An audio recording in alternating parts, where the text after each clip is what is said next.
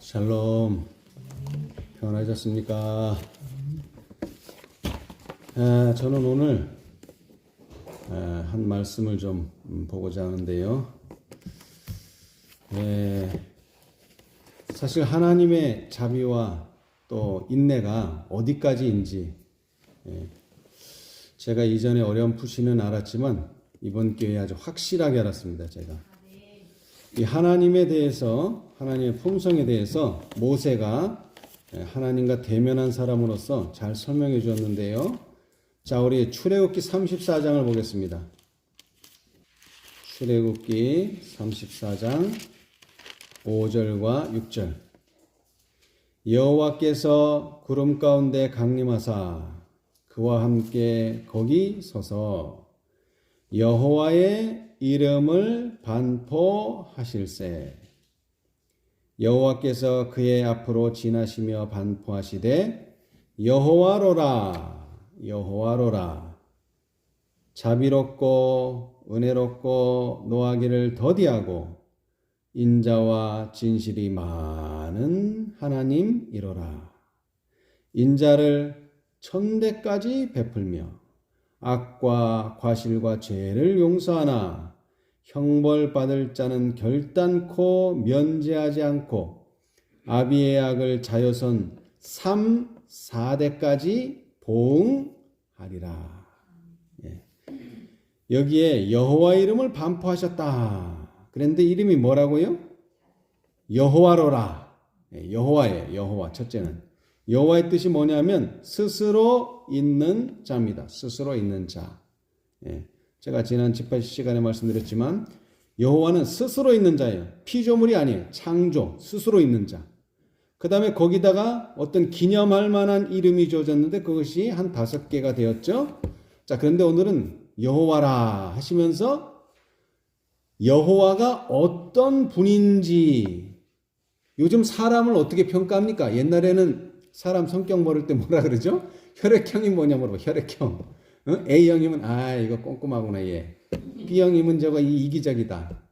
O형이면 털털하다. 뭐 이렇게 혈액형 물어봤는데 요즘 뭐 물어봐요? MBTI인가 그 성격 그거 하는 거 그거 물어보듯이 여기도 마찬가지예요. 여호와는 여호와인데 성격이 어떻냐? 이제 말씀하시는 게 자비롭다. 그죠? 그 다음에 뭐하다? 은혜롭다. 그 다음에 노하기를 더디한다. 인자와 진실이 많다. 그 중에서도 다음 절 인자를 몇 대까지? 1000대까지 베풀며 반대로 악과 과실과 죄는 용서하나. 반대로 뭐는? 형벌받을 자는 또 뭐하지는 않는다? 결단코 면제하지 않는다. 그래가지고 언제까지? 아비약을 자여선 3, 4대. 여러분 이와 비슷한 말씀을 또 어디서 읽을 수 있죠? 십계명에서 또 읽을 수 있죠. 제가 또 지난번에 설명드렸지만 십계명이 출애굽기 20장에 나오는데요. 공교롭게도 이것도 5, 6절이에요. 5, 6절. 이건 지금 출애굽기 34장 5, 6절이고 십계명에서는 출애굽기 20장 5, 6절. 자, 20장 5, 6절 보십시다. 20장 5, 6절. 그것들에게 절하지 말며 그것들을 섬기지 말라. 여호와 너의 하나님은 질투하는 하나님인즉 나를 미워하는 자의 죄를 갚되. 여기도 얼마? 아비로부터 아들에게로 얼마? 여기도 3, 4대. 그 다음에 34장 6절 7절에는 뭐요? 7절에는 형벌받을 자는 결단코 면제하지 않고 아비의 악을 자여선 3, 4대. 하여튼 형벌은 3, 4대. 형벌은 3, 4대. 그 다음에 자비는 얼마라 그랬죠? 여기 출애굽기 34장에는 1000대. 그런데 여기 출애굽기 20장에도 얼마? 1000대. 그 다음에 6절 나를 사랑하고 내 계명을 지키는 자에게는 얼마까지? 1000대까지 은혜를 베푸느니라. 자, 그런데 이거는 개인적인 이야기예요. 개인적인 이야기. 개인적으로는 자비를 베푸셔서 몇 대까지? 1000대까지 자비를 베푸시고, 다만 형벌받을 자들은 몇 대까지? 3, 4대까지. 요거는 개인적인 이야기예요. 근데 제가 이스라엘의 역사를 보니까 이스라엘의 역사가 뭐 잘한 일보다는 뭐가 많아요? 못한 일이 너무 많아요. 그런데 이 이스라엘이라고 하는 나라가 하나님의 심판을 받는 데까지 얼마나 걸렸을 것 같아요? 1500년. 1500년. 삼국시대, 고려시대, 뭐 신라, 고려, 조선시대까지를 망라하는 1500년을 이스라엘이 계속 뭐로 살았어요? 하나님의 택하신 백성으로 살았어요. 그렇게 배도하고 그렇게 우상숭배를 했는데 얼마 동안요? 1500년을 왜 참으셨는가? 저는 이거를 오늘 한번 생각해 보고자 합니다. 뭐 1, 2년도 아니야. 3, 4대도 아니야 이거는.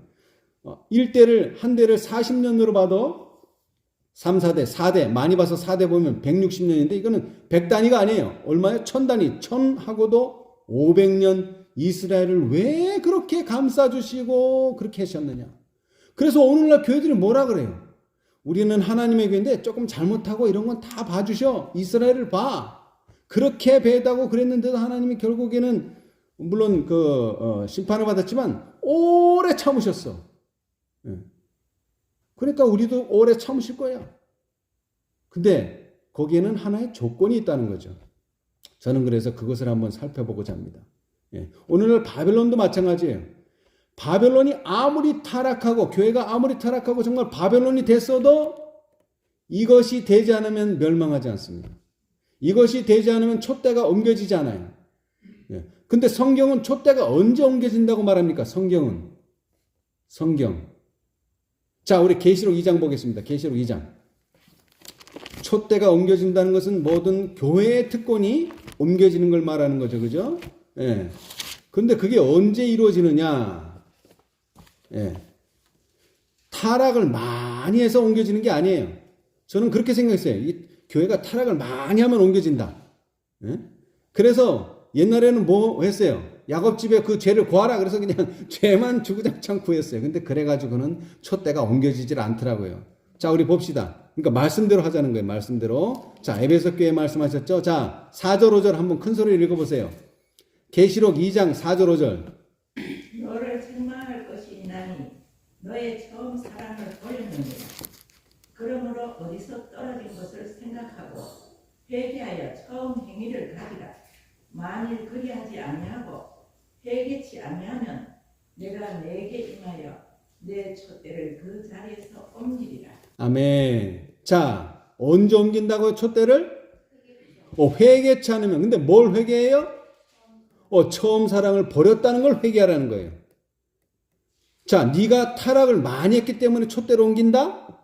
네가 율법을 범했기 때문에 촛대로 옮긴다? 그런 게 아니에요. 뭐를 버리면?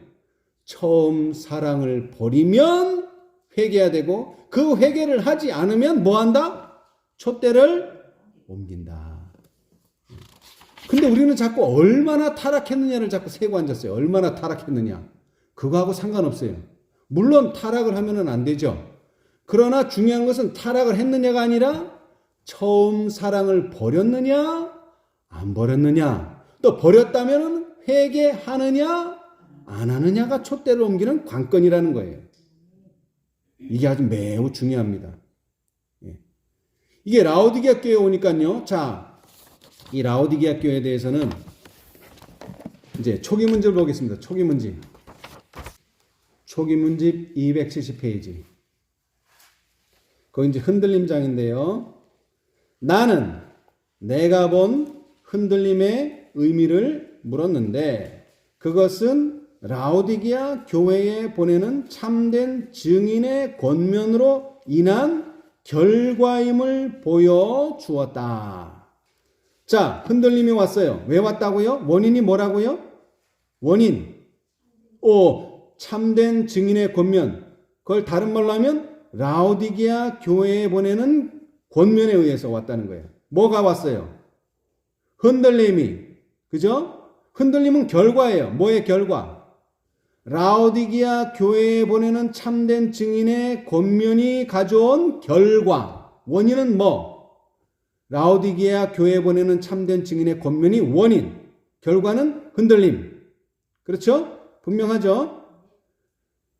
이 권면은 그것을 받아들이는 자들의 마음속에 작용하여 그들로 하여금 수준을 높이게 하고 진리에 매달리도록 이끌 것이다. 어떤 이들은 이 바른 증거를 저버릴 것이며 그것을 대항하여 일어나게 된다. 이로 인하여 하나님의 백성들은 무엇을? 흔들림을 경험하게 될 것이다. 그러니까 뭐가 일어난다는 거야? 흔들림이 일어난다는 건 투쟁이 일어난다는 거예요. 투쟁, 전쟁이 일어난다는 거예요. 뭐 하는 사람과? 권면을 받아들여서 변화되는 사람과 권면을 받아들이지 않고 그 권면에 대항하는 사람이 나타난다는 거죠. 그래서 흔들림이 온다는 거예요. 근데 이게 왜 중요하냐? 그냥 교회 안에서 싸우고 끝나느냐? 그게 아니에요. 나는 참된 증인의 증거가 절반도 주의를 끌지 못하고 있는 것을 보았다. 무엇의 운명이? 교회의 운명이 달려있는 이 엄숙한 증거가 전적으로 무시당하거나 가볍게 평가되고 있다. 이게 중요한 거예요. 이 권면이 그래 너는 받아. 그래 나는 안 받을래. 이걸로 끝나는 게 아니라 받는 사람과 안 받는 사람 사이에 투쟁, 대항하여 일어나는 일이 벌어지고 그래서 흔들림이 오고 이 흔들림은 결국 뭐를 가져와요? 교회의 운명이 달려 있다. 다시 말하면 뭐가 옮겨진다는 거예요? 이것으로 인해서 촛대가 옮겨진다는 거예요. 그래서 중요한 거예요. 흔들림이 오고 이 흔들림은 라오디게 기별로 말미암았고 이 흔들림으로 말미암아 교회의 운명이 달라질 수 있다. 전에는 하나님의 교회였는데 지금은 하나님의 교회가 안 될 수도 있다. 그래서 중요한 거예요. 자, 그런데 아까도 말했지만 이스라엘 백성들이요 얼마나 하나님의 백성이었다고요? 얼마나 택하신 백성이었다고요? 무려 1500년. 여러분 1500년의 세월을 간단하게 요약해 볼게요. 자, 선지자 왕 간단하게 뭐 수많은 사건들이 벌어졌죠. 그 안에는 자, 선지자 왕 384페이지 384. 자, 거기에 보시면 중간쯤에 구속의 역사 475페이지 중간쯤에 보시면 요시야의 통치가 시작될 때에 유다의 사람들 중에 마음이 진실한 사람들은 여러 해 전부터 고대 이스라엘에게 하신 하나님의 약속들이 성취될 수 있을지 의심하고 있었다. 인간의 견해로 볼 때에 선민에 대한 하나님의 목적이 거의 성취되기가 뭐한 것처럼? 불가능한 것처럼 보였어요. 이전 여러 세기 동안, 이전 몇십 년 동안? 아니요. 여러 세기라는 게 뭐예요? 1세기가 얼마죠? 1세기? 100년.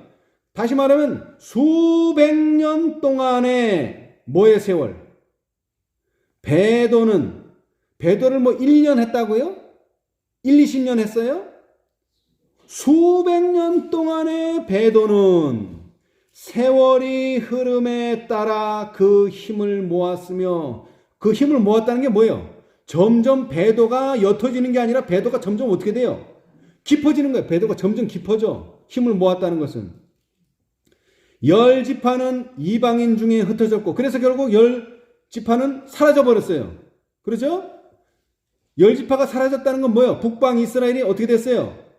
멸망해서 이제 없어져 버렸어요. 10지파는 없어졌어. 그 다음에 나머지 남방 유다는 유다 지파만이 아니고 유다와 베냐민 두 지파였는데 유다와 베냐민 지파만이 남아있는데 이것도 시원찮아. 이 지파들에게까지도 바야흐로 도덕적, 국가적 파멸이 이르러 올 것처럼 보였다.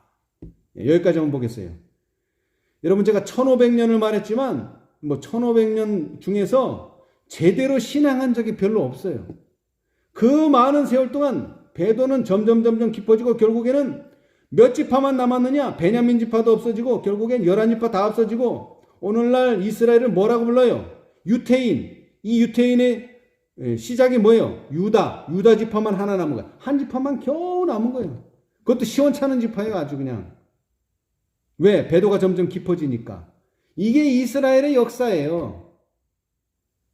그런데도 망했어요? 안 망했어요? 신약시대까지, 예수님 오실 때까지 망했어요? 안 망했어요? 물론 로마의 통치는 받았지만 나라 자체가 없어진 건 아니에요. 그렇죠? 왜 1500년 동안 이렇게 신앙도 제대로 못하는 이 나라가 아직도 존재할 수 있었느냐 이거예요.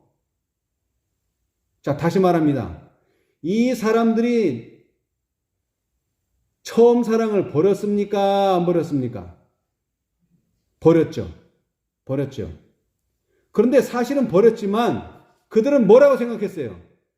안 버렸다 이렇게 생각했어요. 안 버렸다.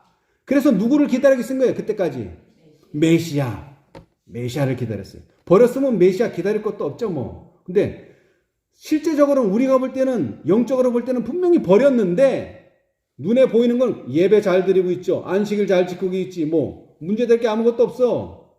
그런데 실제로는 썩어 문드러졌어요.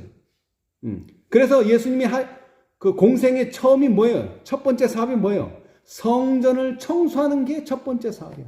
그리고 끝에도 뭐예요? 성전을 정결케 하는 게 마지막 사업이야.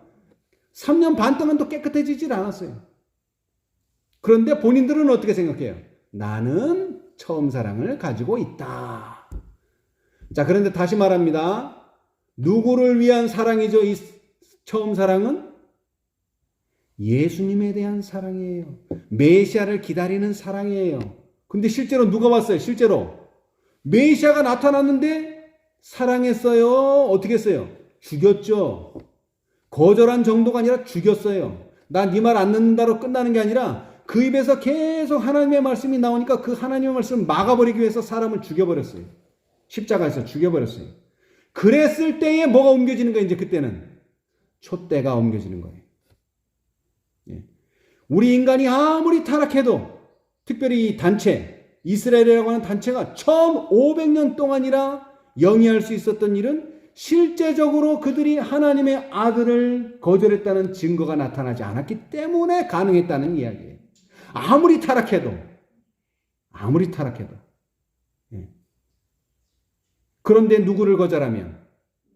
메시아, 예수 그리스도를 거절하면 더 이상의 자비는 없습니다. 근데 감사하게도 이 기회를 또 준 거예요. 또. 원리는 하나예요. 자, 창세기 3장 15절 보겠습니다. 창세기 3장 15절. 거기에 구속의 경륜의 아웃라인이 나와 있죠? 그죠? 아웃라인. 어떻게 하는 게 구속의 경륜이에요? 내가 너로 여자와 원수게 되게 하고, 첫째 원수가 되는 거예요. 근데 원수가 되는 걸로 끝나는 게 아니죠? 전쟁이 붙어야 돼요. 그래서 너의 후손도 여자의 후손과 원수가 되게 하리니 여자의 후손은 내 머리를 상하게 할 것이요. 그렇죠? 여자의 후손은 뱀의 머리를 상하게 하고 반면에 뱀의 후손은요, 여자의 후손의 발꿈치를 상하게 하는 이 전쟁이 치러져야 되는 거예요. 그런데 왜 기회가 두 번 주어졌느냐? 자, 보세요. 인간에게 주어진 씨 맺는 식물이 두 종류가 있어요. 하나는 뭡니까? 예? 아니, 하나님이 이 세상을 창조할 때 씨 맺는 게 두 가지 종류가 있어요. 씨 맺는 게 두 가지 종류. 하나는 뭐예요? 씨 맺는 채소가 있고, 하나는 씨 맺는 과일이 있어요. 근데 채소는 빼고 과일을 봅시다. 자, 여기 사과를 심었어요. 그랬더니 뭐를 맺혔어요? 사과가 열매를 맺었어요. 근데 이 사과는 열매이면서 뭡니까? 씨예요. 이것은 열매이면서 씨예요. 씨라는 말은 열매가 달렸다는 얘기예요. 열매가. 왜? 과목은 열매가 곧 씨예요. 근데 채소는 그렇지 않죠? 채소는 씨가 있고 열매는 또 따로 있을 수 있어요. 그런데 과목은 한결같이 열매는 곧 씨예요. 열매 심으면 거기서 나요. 그래서 예수님께서는 여자의 후손 씨로 오셨지만 사실 이건 뭐라고요? 열매예요.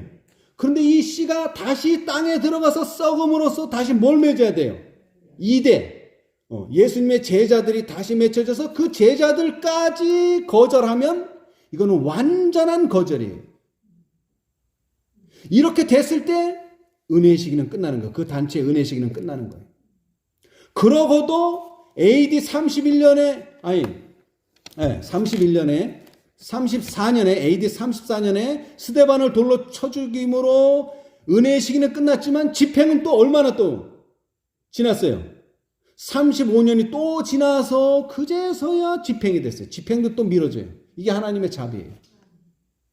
그러나 중요한 것은 예수님을 거절하고 예수님의 제자들을 거절하면 더 이상의 자비는 없어요. 자, 그런데 재밌게도 제가 이스라엘 역사만 말씀드렸는데 여러분 이스라엘의 역사가 끝나고 이제 이스라엘의 역사에 대해서는 자 시대의 소망 290페이지에 보시면 1500년 동안 히브리 백성들이 한 주일 동안을 집을 떠나서 아름다운 나무실가와 종려가지와 무성한 가지와 시내버들을 취하여 만든 초막에 거하였던 것은 그리스도의 명령에 의한 것이었다. 이런 말씀이 있어요. 자, 다시 말하면 출애굽할 때 뭐가 생겼죠? 절기가 생겼어요. 절기. 무슨 절기로 시작하죠? 유월절. 예, 유월절로 시작해서 무슨 절기로 끝나죠? 초막에서 구하는 초막절 또는 장막절로 끝나요. 근데 그 초막절을 얼마 동안 지켰다고요? 1500년. 그러니까 이스라엘 백성이 아브라함에 의해서 택함을 받았지만 사실은 이 출애굽 백성, 이스라엘 백성의 시작은 출애굽에서부터 시작되는 거예요. 그때서부터 하나님의 택하신 백성이었던 이 이스라엘 백성들이 언제 이 역사가 끝나느냐? 예수님을 잡아 죽이고 그의 제자를 잡아 죽일 때에 1500년간의 그 모든 특권이 이제 문을 닫는 거예요. 그리고 새로운 문이 열렸죠? 어떤 문이 열렸습니까? 교회 시대가 열린 거예요. 교회 시대. 네. 자, 그런데 이 이스라엘 백성들은요, 몇 지파로 구성되어 있죠? 12지파로 구성됐어요. 12지파. 사실 이스라엘은 하나지만 이스라엘을 구성하는 요소는 12이에요. 12.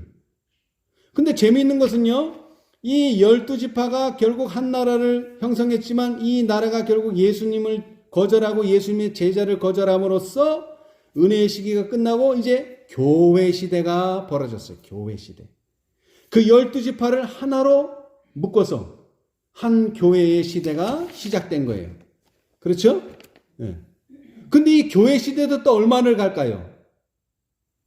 루터가 종교개혁을 할 때가 1517년. 1500년이 지나서야 또 이게 뭐예요? 개혁이 일어나는 거예요. 이것도 또 1500년이에요. 재밌죠? 이 이스라엘 백성들도 1500년간의 하나님의 택하신 백성으로서 살았는데 이 교회 시대도 1500년 동안 교회에 여러분 한번 생각해 보세요. 천주교가 얼마나 많은 배도를 하고 심지어는 뭐까지 했죠? 때와 법을 변개했는데도 계속 교회로서 존재했어요. 왜 그랬을까요? 그렇게 타락했는데 아직 뭐는 버리지 않았기 때문에 처음 사랑. 다시 말하면 뭐를요? 하나님이 주시는 진정한 빛, 진정한 진리를 거절한 적은 없었기 때문에 그렇다는 거죠. 자, 우리 이 천주교에 대해서 좀 읽어보겠습니다. 천주교가 왜 타락하게 됐는지 원인서부터. 자, 각시대 대쟁투 51페이지. 각시대 대쟁투 51페이지. 여기서부터 이제 타락이 시작되는 거예요. 영적 암흑시대. 자, 오류의 탐지기인 1396페이지 구속역사 1396페이지. 오류의 탐지기인 성경이 제거되자 어떻게 됐어요?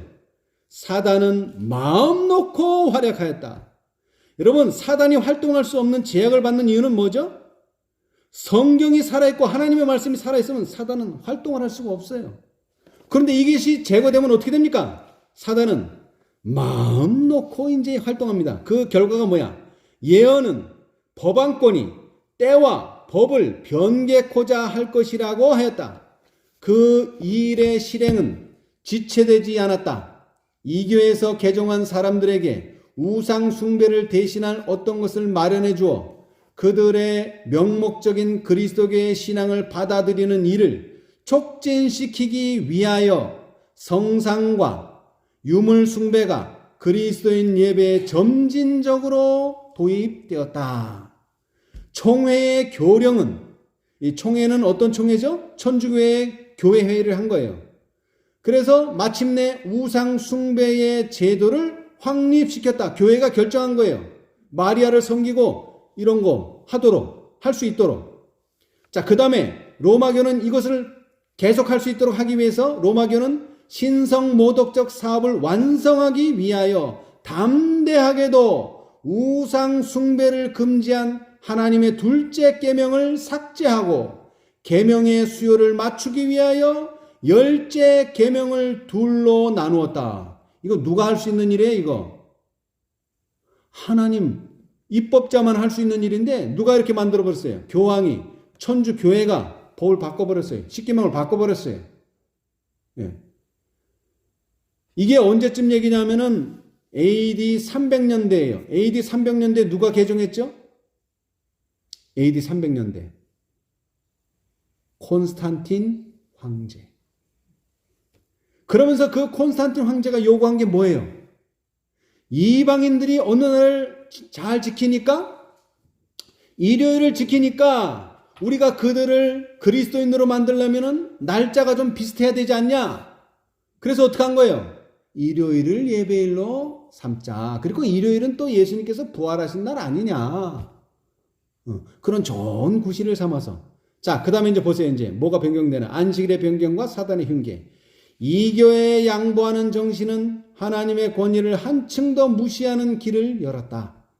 사단은 헌신하지 못한 교회의 지도자를 통하여 넷째 계명에 손을 대어 하나님이 축복하시고 거룩하게 하신 옛적부터 내려오는 안식일을 폐하고 그 대신에 이교도들이 존경할 만한 태양의 날로 지켜온 그날을 축일로 세우려 하였다. 그러나 이러한 변경을 초기에는 공공연하게 시도하지 않았다. 처음 몇 세기 동안 그리스도인들은 모두 참 안식일을 지켰다. 그들은 하나님을 공경하는 마음이 돈독하였고 그분의 율법의 불변성을 믿었으므로 율법의 신성성을 열렬하게 옹호하였다. 그런데 사단은 자기의 목적을 달성하기 위하여 자신의 대리자들을 통하여 대단히 교묘한 방법으로 활동하였다. 그는 사람들의 마음을 일요일에 집중시키기 위하여 그날을 그리스도의 부활의 축일로 삼았다. 그날의 종교적 행사들이 행해졌지만 그날은 다만 오락일로 여겨졌을 뿐이며 안식일은 여전히 신성하게 준수되고 있었다. 사단은 자기가 목적한 사업을 성취할 길을 준비하기 위하여 그리스도의 초림 전에 먼저 유대인으로 하여금 안식일을 가혹한 부담이 되게 하여 그날을 준수하는 일이 무거운 짐이 되게 만들었다. 그런데 이제는 그는 이와 같이 자기가 만들어 놓은 그릇된 것을 이용하여 그것을 유대인의 제도라고 모욕하였다. 일요일을 즐거운 축일로 삼아 그리스도인으로 하여금 지키도록 하는 한편 그는 유대교에 대한 증오감을 보이기 위하여 안식일을 금식하는 날이요 우울하고 슬픈 날로 삼도록 그들을 이끌었다. 자, 그 다음에 나오죠. 4세기 초에 300년대에 321년인가요? 콘스탄티누스 황제는 칙령을 내려 일요일을 로마 제국 전체의 공적인 축일로 삼았다. 태양의 날로 이교도들이 존중하고 있는 동시에 그리스도인들도 존중하고 있었다. 이교와 그리스도교 사이의 충돌하는 이해를 연합시키는 것이 황제의 정책이었다. 그리스도교와 이교도가 같은 날을 지킨다면 이교도들이 명목상으로라도 그리스도교를 채택하는 일이 촉진될 것이며 그렇게 되면 교회의 권세와 영광이 더할 것을 깨달은 야망과 권력욕에 고무된 교회의 감독들이 황제에게 그렇게 하도록 촉구하였다. 그러나 많은 경건한 그리스도인들은 일요일이 어느 정도 신성하다는 것을 인정하면서도 여전히 안식일을 하나님의 거룩한 날로 주장하였고 넷째 계명에 따라 그날을 지키고 있었다. 예. 그 다음 대기만자는 그의 일을 그것으로 끝내지 않았다. 그는 그리스도교 세계를 자기의 깃발 아래 모으고 자기의 대리자, 곧 그리스도의 대리자라고 주장하는 거만한 대감독을 통하여 자기의 권세를 발휘하고자 결심하였다. 그는 완전히 회개하지 않은 이교도들과 야심이 가득한 감독들과 세속적 욕망을 가진 교직자들을 통하여 자기의 목적을 이루었다. 때때로 대규모 종교 회의들을 경영하여 온 세계에서 교회의 고위 공직자들을 소집하였다. 거의 모든 회의에서 하나님께서 제정하신 안식일은 조금씩 가치를 저하시키는 동시에 일요일은 조금씩 높이게 되었다. 그리하여 마침내 이교의 축제일은 신성한 제도인 듯이 높임을 받게 된 반면 성경상 안식일은 유대교의 유물이라는 선고를 받고 그날을 지키는 자는 저주를 받을 자로 공포되었다. 근데 시작은 뭐라고요? 시작은 이교도들을 포교한다 였습니다. 포교. 지금도 마찬가지예요. 교회에서 행하는 사업들이 왜 타락의 길로 갑니까? 포교예요, 포교. 선교라는 미명하에 교회 이름도 감추고 선교라는 미명하에 타협하고, 그러나 그것은 다 뭐라고요? 사단의 기만에 불과하다. 여러분, 천주교가 이렇게 했는데도 15세기, 16세기가 될 때까지 개혁이 없었어요. 그랬는데도 바벨론이 되지 않았어요. 언제 와서 바벨론 선고를 받았어요? 윌리엄 밀러에 의해서. 그 이유는 뭐라고요? 하나님의 빛과 하나님의 생명과 하나님의 진리를 전적으로 반역하지 않는 이상, 다시 말하면 메시아가 나타나지 않는 이상 사단도 나타나지 않는다는 거예요. 십자가가 나타나지 않는 이상 사단도 나타나지 않습니다. 그런데 우리는 십자가는 제시하지 않으면서 교회가 이것도 안 하고 저것도 안 하고 타락했으니까 이건 바벨론이다. 그거 아니에요. 그래가지고는 촛대가 옮겨지지 않아요. 뭐가 나타나야 돼요? 그리스도가 나타나야 돼요. 그런데 그리스도는 2000년 전에 오셨어요. 그럼 지금은 뭐가 나타나야 돼요? 계시록 18장이 말하는 영광은 무엇입니까? 이제 그리스도는 직접적으로 나타나지 않습니다. 그리스도의 품성이 나타나야 돼요. 그리스도의 품성이 나타나는데 그것을 거절하면 그것은 그리스도를 죽인 것과 똑같아요. 다시 말하자면 우리가 아무리 교회를 개신교를 보고 니네는 바벨론이다, 천주교를 보고 니네는 바벨론이다 해도 바벨론은 안 돼요. 왜? 뭐가 나타나지 않으면? 그리스도의 품성이 나타나지 않으면. 근데 우리는 그리스도의 품성은 나타낼 생각은 하지 않고 그 교회의 잘못들만 계속 지적해왔어요. 그러나 그래가지고는 그렇게 되지 않아요. 예. 자, 여기도 봅시다. 자, 78페이지. 각시대 대쟁투 78페이지. 이것이 바로 교회 역사가 우리에게 가르쳐 주는 겁니다. 자, 78페이지. 하나님을 경외하는, 마지막 문단이네요. 1408페이지. 누가 한번 읽어보세요. 하나님을 경외하는 백성들은 그들에게 미친 여러 세기의 박해를 그들의 구원의 주를 영화롭게 한 인내와 성실로 견디었다. 그들은 토벌을 당하여 비인도적인 학살을 당하였음에도 불구하고 귀중한 진리를 선포하기 위하여 전도자를 파견하는 일을 그치지 아니하였다. 그들은 잡혀서 죽임을 당하였으나 도리어 그들의 피는 이미 뿌린 씨에 물을 주게 되어 결실을 가져다 주었다. 이와 같이 왈덴스인들은 루터가 나기 수세기 전에 하나님을 위하여 증거하였다. 여러 나라로 흩어진 그들은 위클리프 시대에 시작된 종교개혁의 씨를 뿌렸는데 그 운동은 루터 시대에 이르러 한층 더 깊고 넓게 자라났으며 하나님의 말씀과 예수의 증거를 인하여 모든 고난을 즐거움으로 받고자 하는 사람들을 통하여 마지막 시대까지 계속하여 진행될 것이다. 예, 감사합니다. 자, 여러분 보세요. 천주교회가요, 누구를 핍박했어요? 처음에는 로마가 그리스도인들을 핍박했는데 나중에는 천주교회가 그리스도인들을 핍박했어요. 그것도 100년, 200년도 아니고 얼마 동안? 1260년 동안. 그랬는데도 바벨론이 안 됐어요. 이 천주교회가. 오히려 죽게 되었던 상처가 뭐라고요? 나았어요. 부활에 나타났어요. 이 천주교회가. 왜 이런 일이 벌어지냐 이거예요. 왜 이런 일이. 자, 그 다음에 이렇게 천주교회가 사단의 일을 하고 있을 때 그래도 어떤 사람들이 있었어요?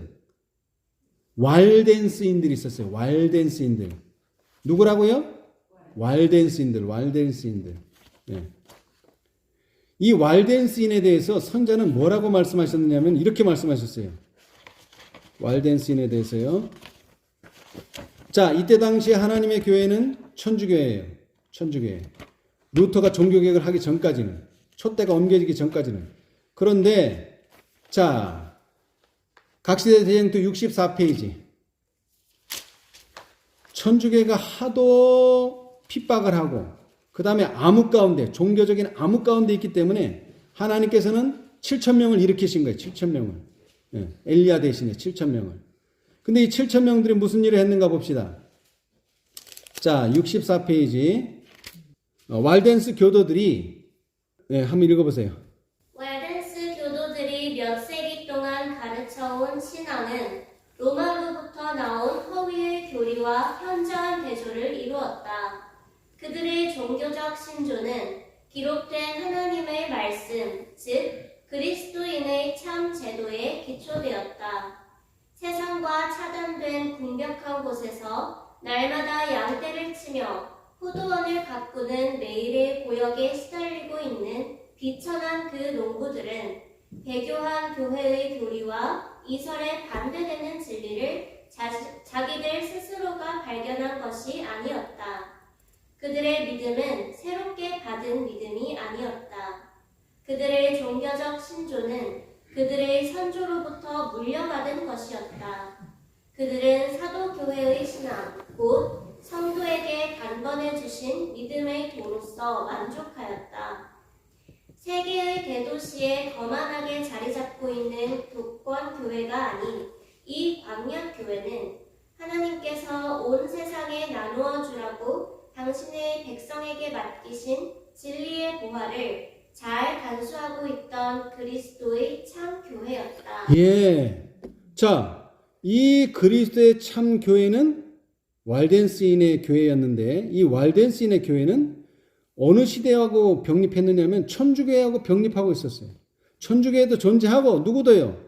이 왈덴스 교회, 그리스도의 참 교회도 같이 존재하고 있었어요. 그렇죠? 그랬는데도 뭐는 무너지지 않았어요. 이 천주교회는 무너지지 않았어요. 그리고 이 분리는 정당한 것으로 말하고 있어요. 자, 그 다음을 보면 참된 교회가 로마교로부터 분리된 주요한 이유의 하나는 성경상 안식일에 대한 로마교의 증오감 때문이었다. 예언에 기록된 바와 같이 법안권은 진리를 땅에 내어 던졌다. 사람의 유전과 간섭이 높임을 받는 반면에 하나님의 율법은 짓밟힘을 당했다. 법안권의 지배 아래에 속한 교회들은 초기부터 일요일을 거룩한 날로 존중하도록 강요되었다. 오류와 미신이 성행하는 중에 많은 사람들, 심지어 진실한 하나님의 백성들에게까지 어찌할 바를 모르고 안식일을 준수하는 한편 일요일에 일을 쉬었다. 그러나 법안교회 지도자들은 이것으로 만족하지 아니하였다. 그들은 일요일을 거룩히 여기고 안식일을 더럽히도록 강요했다. 그리고 안식일을 거룩하게 지키고자 하는 사람들을 아주 과격한 말로 비난하였다. 그러므로 하나님의 율법을 편안하게 지킬 수 있는 유일한 길은 로마의 세력권 밖으로 도망해 나가는 길밖에 없었다. 자, 그러면은 이 천주교 당시에 하나님의 참교회는 어떤 교회입니까? 어떤 교회예요? 왈덴스 교회예요. 왈덴스인 교회. 그런데 우리가 계시록을 읽어보면 나오지만 교회가 어디로 도망갔다고요? 광야로. 어디로 도망갔냐? 이 왈덴스인 교회로 도망간 거예요. 그런데 문제는 뭐예요? 이 교회가 하나님의 위임을 받았느냐 하는 거예요. 이 교회가 순수함을 지킨 것은 맞지만 뭐 할 수는 없어요. 도망은 갈 수 있지만 이 천주교회를 대항해서 싸울 힘은 없었어요. 그래서 누구를 일으킨 거예요, 이제? 마틴 루터를 일으킨 게 마틴 루터. 자, 129페이지. 이제는 도망만 다니는 게 아니에요. 그냥 진리를 지키는 게 아니라 진리를 지키기 위해서 누구와 싸우는 거죠?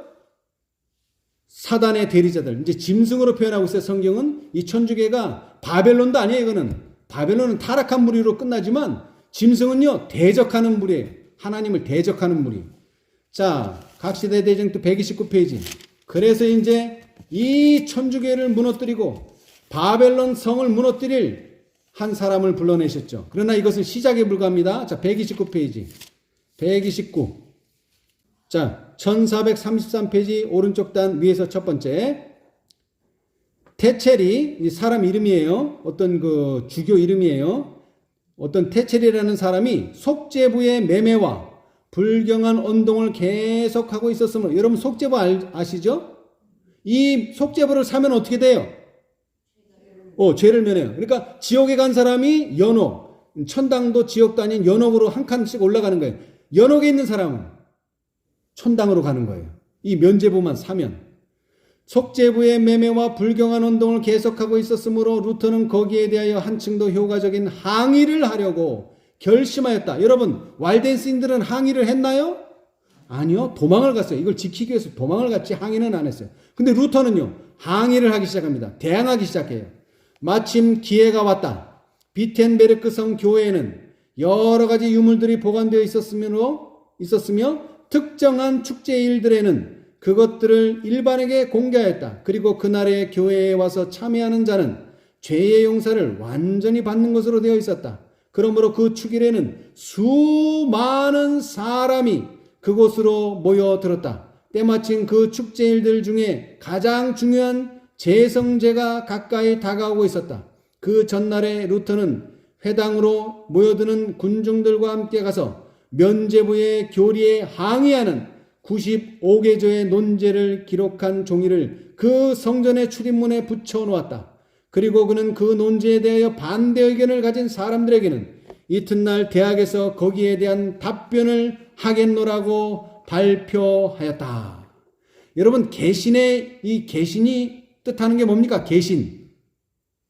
항의한다 이거예요. 항의한다. 여태까지 천주교에 가르친 것이 잘못되었다는 것을 항의한다. 그 뜻에서 개신교회예요. 개신교회. 그렇죠? 그러면서 여태까지 1500년 동안 천주교라고 하는 단일교회로 계속 타락하고 법도 바꾸고 막 안식일도 일요일로 바꾸고 이런 교회가 하나님의 교회로 남아 있었는데 타락했지만 이제 루터가 종교개혁을 하면서 개신교회가 어떻게 됐어요? 손가락으로 셀 수 없을 정도로 막 좀 불어나기 시작했어요. 그런데 그들은 이름마다 뭐를 가지고 있죠? 이름마다 그들이 가지고 있는 뭐가 있어요? 독특한 교리가 있어요. 자, 장로교회. 어떤 교회입니까? 장로교회. 교회 일은 다 누가 해야 된다? 장로들이 해야 된다. 그 다음에 침례교회. 뭐 하는 거예요? 여태까지 여러분들 세례 받았는데 이거 뿌리는 거 아니다, 이거. 침례가 정말 성경적인 진리다. 그 다음에는요, 또, 감리교회. 감리교회는 어떤 교회입니까? 감독자들이 있어서 감독자들이 해야 된다. 우리는 성화를 중요하게 여긴다. 그 다음에 성결교회는요, 성결교회. 하나님께 우리는 구별된 사람으로서 거기도 성결, 여호와께 성결해야 된다. 이 교회마다 다 각자의 뭐가 있어요? 교리가 있어요. 그런데 안타깝게도 그들은 12지파를 교회로 하나로 묶이셨는데 이 교회가 타락하니까 이제 또 어떻게 됐어요? 수많은 개신교회들로 이제 나눠진 거예요. 근데 감사하게도 하나님의 섭리 가운데 무슨 일이 벌어졌죠? 하나의 큰 종교 개혁 운동이 벌어지면서 교리도 무시, 교파도 무시, 하나의 목적을 가지고 나타난 사람들이 있었는데 그게 누굽니까? 재림 신자들이 나타난 거예요. 재림 신자들. 그렇죠? 네. 자, 우리 한번 봅시다. 자, 379페이지. 각시대 대쟁투 379페이지. 재림운동 당시에 어떤 일이 벌어졌는가? 자, 오른쪽 단이에요. 1552페이지 오른쪽 단 위에서 두 번째. 재림 기별을 받아들인 사람들은 이러한 복스러운 결과를 체험하였다. 어떤 복스러운 결과? 그들은 각각 다른 교파에서 나왔으나 그들의 교파적 장벽은 어떻게 되고? 무너지고 모순되는 신조들은 어떻게 되고? 산산이 부서졌다. 여러분, 장로교회는 장로라는 것 외에는 별로 그렇게 중요한 게 없어요. 침례교회는 침례 외에는 또 중요한 게 없어요. 그런데 이 모든 모순들이 다 없어지고 교파도 없어지고 그 다음에 교리도 없어지고 뭐로 하나가 됐어요? 재림. 복천년이 세상에 온다는 비성서적인 소망은 사라졌고 재림에 대한 그릇된 견해는 교정되었다. 세속을 따르는 마음과 교만한 마음은 없어지고 모든 잘못은 바르게 고쳐지고 각 사람의 마음은 무엇으로? 따뜻한 우정으로 연합되고 사랑과 기쁨이 그들을 지배하였다. 여러분, 개신교회가 얼마나 많아요? 지금도 엄청 많잖아요. 그런데 그거를 어떻게 모을 수 있었어요? 재림기별이 모았다는 거예요. 첫째 천사의 기별이 그 일을 했다는 거예요. 모았다는 거예요. 모았다. 이거 인간의 힘으로는 될 수 없어요. 왜? 교파 개념이 너무나 이게 또 강력해졌기 때문에. 한 500년이 흘렀잖아요. 500년. 그렇죠? 루테 종교개혁 이후 1800년대까지 한 400년 가까이 흘렀는데 그러면서 처음에는 별거 아니었는데 이 교파 개념이 점점 아버지가 그 교회 다니고 제가 그 교회 다니고 또 손자가 다니고 대대로 물려가면서 이 교파 개념이 점점 강해졌는데 이것을 한 번에 없애는 운동이 바로 재림운동이었었어요. 하나로 만들어봤어요. 각 사람의 마음은 따뜻한 우정으로 연합되고 사랑과 기쁨이 그들을 지배하였다. 그 교리를 받아들인 소수의 사람들에게 그와 같은 결과가 생겼다는 사실은 만일 모든 사람이 그 교리를 받아들였을 것 같으면 그 모든 사람에게 같은 결과가 생겼을 것이라는 사실을 말해준다. 예. 이게 왜 중요하냐면요. 여러분, 계시록 14장 천사가 하는 일이 뭡니까? 나라와 족속과 방언을 뭐하게 만드는 거예요? 하나로 만드는 거예요. 하나로. 어떤 기별? 재림기별. 재림기별로요. 그 일을 했다는 거예요. 계시록 14장 천사가. 예. 그런데 계시록 14장 천사가 뭘 강조했죠? 둘째 천사의 기별은 무너졌도다 큰 성 바벨론이요 모든 나라를 그 음행으로 인하여 진노의 포도주로 먹이던 자로다라고 선고를 했지만 이 선고대로 됐습니까? 안 됐습니까? 안 됐어요. 바벨론이 무너지지를 않았어요. 완전히. 왜 안 무너졌습니까? 지난 시간에도 강조했지만 모든 나라를 그 음행으로 인하여 진노의 포도주로 먹이던 자가 돼야 되는데 모든 나라는 아직 안 됐다는 거예요. 많은 나라는 됐지만. 그래서 어떻게 됐어요? 이 기별은 계시록 18장으로 다시 가게 됩니다. 그래서 계시록 18장은 다시 재차 말합니다. 뭐라고요? 무너졌도다 큰 성 바벨론이요. 그런데 이 계시록 18장 천사가 완전히 자기 일을 하려면 아까도 말했지만 바벨론이 완전히 타락하려면 바벨론도 타락해야 되지만 뭐가 나타나야 돼요? 예수의 품성이 나타나야 돼요. 그의 영광으로 땅이 환해져야 돼요. 그러면 찬성하는 무리와 반대하는 무리가 뚜렷이 구별되고 그러면 바벨론은 무너집니다. 그러나 그 일이 있기 전에는 절대로 바벨론은 무너지지 않습니다. 그래서 자 606페이지 우리는 세 천사의 기별만 알고 있지만 세 천사의 큰 해침이 있어요. 또 세 천사의 큰 해침. 이 세 천사의 큰 해침은 언제 큰 해침이 되느냐면 계시록 18장에 가야만 큰 해침이 됩니다. 계시록 14장에서는 큰 해침이 아니에요. 자, 606페이지. 606. 그래서 여기서도 이렇게 말합니다. 606페이지. 그와 같이 투쟁의 세 분야. 그와 같이 셋째 천사의 기별은 선포되었다? 왜 될 것이다요? 셋째 천사 이미 시작했는데. 여러분 잘 이해하세요? 여기서 말하는 셋째 천사의 기별은 큰 해침을 말하는 겁니다. 그 기별이 가장 큰 세력으로 전파되어야 할 때가 오면 왔어요? 안 왔어요? 안 왔어요. 이거 초판이 언제 나왔죠? 1888년. 그 다음에 재판은요? 1911년. 그런데 큰 해침이 왔다고요? 안 왔어요. 그와 같이 셋째 천사의 기별은 선포될 것이다. 여기다 이제 보조한다면 셋째 천사의 큰 해침이 선포될 것이다. 이렇게 하면 더 이해가 쉽죠?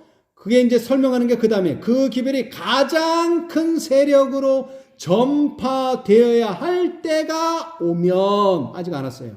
앞으로 미래에 올 거예요. 근데 그렇게 가장 큰 세력으로 전파되면 어떤 일이 벌어지느냐 보세요. 주님께서는 마음이 겸비한 자들을 통하여 일하시고 자신들을 주님의 사업에 바치는 사람들의 마음을 지도하실 것이다. 다 미래형이에요.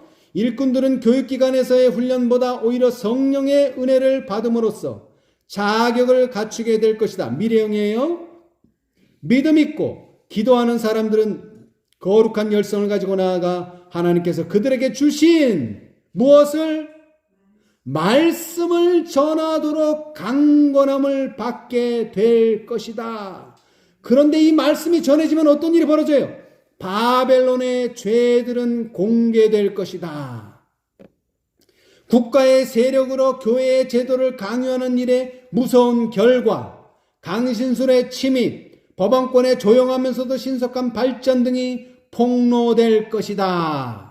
이러한 엄숙한 경고로 사람들은 동요될 것이다. 이와 같은 말씀을 도무지 들어보지 못한 무수한 사람들이 그것을 듣게 될 것이다.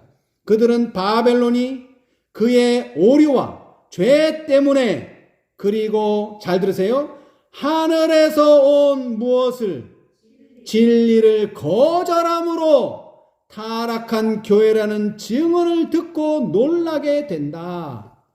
사람들이 그들의 이전 지도자들에게 가서 사실이 그러냐고 열렬한 마음으로 질문하면 그 목사들은 지어낸 말을 들려주고 평안한 일을 예언하며 그들의 두려움을 가라앉히고 각성된 양심을 진정시키려 할 것이다. 그러나 많은 사람들은 단순한 인간의 권위에 만족하고자 하지 않고 여호와가 이같이 이르노니 라는 분명한 말씀을 요구할 것이다.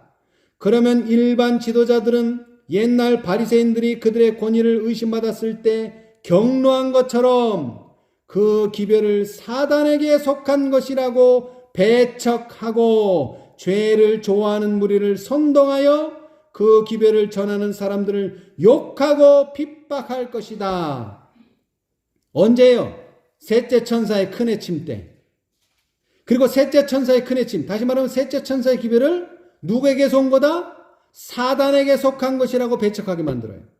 자, 그 다음 투쟁이 새로운 국면으로 들어가고 사람들의 마음이 유리된 하나님의 율법을 향하여 돌아서면 사단은 뭐하게 된다? 분노하게 된다. 이제 이러면 싸움이 일어나는 겁니다. 투쟁이 일어나는 거예요. 그 기별에 따르는 능력을 보고 그 기별을 반대하는 자들은 뭐 할 것이다? 발광할 것이다. 성직자들은 그 빛이 그들의 교인들에게 비치지 못하도록 방지하기 위하여 거의 어떤 노력? 초인간적인 노력을 발휘할 것이다. 그들은 할 수 있는 모든 수단을 다하여 뭐라고요? 이 중대한 문제에 대하여 논쟁을 진정시키고자 노력할 것이다. 교회는 국가의 강한 세력에 호소하게 되고 이 일을 통하여 로마 교도와 신교도들은 뭐하게 된다? 연합하게 된다. 이게 절정에 가는 거예요. 자, 그런데 중요한 것은 바벨론이 타락하고 천주교회가 타락하고 무너지는 일에 있어서 가장 중요한 요소. 자, 603페이지. 603 거기서 조금 앞으로요. 자, 계시록 18장 1, 2, 4절을 인용하고요. 다음은 이 성경절은 계시록 14장의 둘째 천사가 선포한 바벨론이 무너졌다는 기별이 반복하여 전해지는 때를 가리켜 준다. 그리고 그것은 1844년 여름에 그 기별이 처음 선포된 이래 바벨론을 구성하고 있는 모든 단체에 침투된 타락의 상태를 첨가해서 말해준다. 여기에는 종교계의 두려운 상태가 묘사되어 있다. 진리를 뭐 할 때마다? 거절할 때마다 사람의 마음은 더욱 어둡고 더욱 완고해져서 그들은 마침내 대담한 불신으로 무장하게 된다. 자, 다시 말합니다. 촛대가 언제 옮겨진다고요? 촛대가 첫사랑을 버렸을 때, 처음 사랑을 버렸을 때, 또는 진리를 거절할 때, 특별히 무엇을요? 예수 그리스도를 거절할 때, 그리고 그 제자들을 거절할 때, 그리고 그리스도의 품성을 거절할 때, 그리스도의 제자들의 품성을 거절할 때 촛대는 옮겨집니다. 그들은 하나님께서 주신 경고를 무시하며 10계명 중 한 계명을 계속해서 범하고 마침내 그들은 그 계명을 거룩히 지키는 사람들을 뭐하게 되었다? 박해하게 되었다. 이 박해하게 되면 분리가 일어나는 거예요. 근데 중요한 것은 뭐가 나타나야 돼요? 그리스도 또는 그리스도의 품성이 나타나야 돼요. 그리스도께서는, 자, 이제 줄 쳐놓으세요. 이거 중요해요. 그리스도께서는 당신의 말씀과 당신의 백성에게 과해지는 멸시를 통하여 뭐를 당하신다? 무시당하신다. 이러면은 분리가 일어나고 이러면은 촛대가 옮겨지는 거예요. 자, 예수님 당시에는요, 말씀이신 누가 오셨어요? 예수님이 오셨어요. 예수님을 거절했어요. 그 다음에는요, 예수님의 제자들의 를 거절하고 그들을 핍박하고 죽였어요. 그래서 촛대가 옮겨진 거예요. 이 시대도 마찬가지예요. 당신의 말씀이 거절되고 멸시되고, 그 다음에 당신의 백성들이 멸시되고, 그 다음에 핍박을 당할 때 흔들림이 오고 촛대는 옮겨집니다. 중요한 것은 뭐가 나타나야 된다고요? 그리스도와 그의 제자, 그 다음에 그리스도의 품성과 그리스도의 품성을 닮은 자들이 나타나야 된다는 것입니다. 자, 예수님께서 이런 말씀하셨죠? 누가복음 9장 50절 읽어보세요. 누가복음 9장 50절.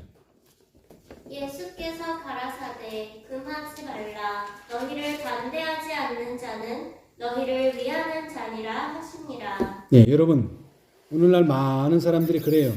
우리에게 호의를 가지고, 진리의 호의를 가지고, 그 다음에 말씀의 호의를 가지고 반대는 안 해요.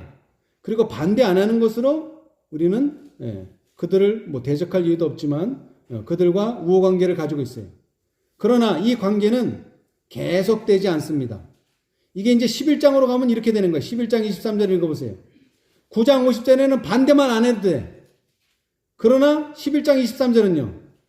나와 함께 아니하는 자는 나를 반대하는 자요. 나와 함께 모으지 아니하는 자는 해치는 자니라. 자, 여기 뭐라고요? 나와 함께 아니하는 자는 뭐하는 자? 반대하는 자예요. 그러나 9장에서는요. 반대만 안 해도 돼. 예? 반대만 안 해도 너를 위하는 자예요.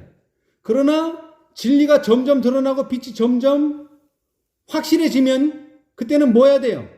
나와 함께 아니하는 것 자체가 뭐예요? 나를 반대하는 자예요. 그 다음에 예수님이 하시는 일이 뭐예요? 모으는 일이에요. 모으는 일. 지금 이 시대 1844년 이후에 우리는 뭐 하는 일을 하고 있어요? 교파도 초월하고 교리도 초월해서 뭐 하는 일이에요? 모으는 일이에요. 너 어디에 속하냐? 중요하잖아요. 우리는 다 예수님의 재림을 기다리는 사람들이에요. 우리는 다 나와 함께 모으지 않는 자는 뭐라고요? 해치는 자입니다. 적극적으로 활동해야 될 시기란 말이에요. 지금 왜? 계시록 18장 천사의 활동이 시작되었고 이제 끝나가려고 하고 있어요. 예수님의 재림의 시기를 이제 어느 정도 예측한다는 말은 빛이 더 밝아졌다는 뜻이에요. 우리는 더 이상 뒤에 물러나서 반대만 안 하면 되는 게 아니에요. 이제는 적극적으로 함께 해야 돼요. 예수님과 함께 모으는 자가 돼야 돼요. 자, 다시 강조합니다. 여러분, 천주교가 아무리 타락했다고 바벨론 되는 거 아니에요. 천주교가 아무리 타락했다고 짐승되는 거 아니에요. 누가 나타나야 돼요? 무엇이 나타나야 돼요? 기가 나타나야 돼. 기. 자, 마지막으로 이 말씀만 읽고 마치겠습니다. 이 기가 나타나지 않으면 전쟁은 시작되지 않습니다. 자, 이사야 11장 12절. 이사야 11장 12절. 여호와께서 열방을 향하여 뭐를 세우시고 기호를 세우시고 이스라엘의 뭐한 자? 쫓긴 자를 뭐하시며 모으시며 땅 사방에서 유다의 이산한 자, 이것도 마찬가지죠. 흩어진 자, 흩어진 자를 뭐하시리니? 모으시리니. 우리는 모으는 일을 해야 돼요. 근데 뭐를 하지 않으면 모아지지 않아요. 기호를 세워야 돼요. 분명한 빛을 제시해야 돼요. 분명한 진리를 제시해야 돼요. 그러면 바벨론은 무너지게 돼 있습니다. 여러분, 여리고성이 왜 무너졌습니까? 왜 무너졌어요? 이스라엘 백성들의 뭐로 인하여? 큰 외침으로 인하여 여리고성이 무너졌어요. 그런데 그 여리고성이 무너지기 전에 어디를 건넜죠? 요단강을 건넜어요. 기호를 세워야 돼요. 우리는 확실한 하나님의 진리를 확고하게 알고 있어야 되고, 이 시대의 요구가 무엇인지, 우리가 어떠한 목표를 가지고 살아가야 될지 분명한 빛을 봐야 돼요. 그리고 분명한 진리를 받아야 돼요. 그리고 그 받은 바 빛과 진리를 분명히 제시해야 돼요. 기호를 세워야 돼요. 그러면 우리는 이스라엘의 쫓긴 자도 모을 수 있고 땅 사방에 흩어진 유다의 이산한 자들도 모을 수가 있어요. 그러면 이제 예수님께서 이 모은 자들을 찾기 위하여 재림하게 되실 것입니다. 우리 모두 예수님과 함께 하는 자가 돼서 반대하지 않는 자가 되고요. 그 다음에는요, 예수님과 함께 모으는 자가 돼서 절대로 해치는 자가 되지 않기를 간절히 바라면서 오늘 말씀 마치겠습니다. 감사합니다.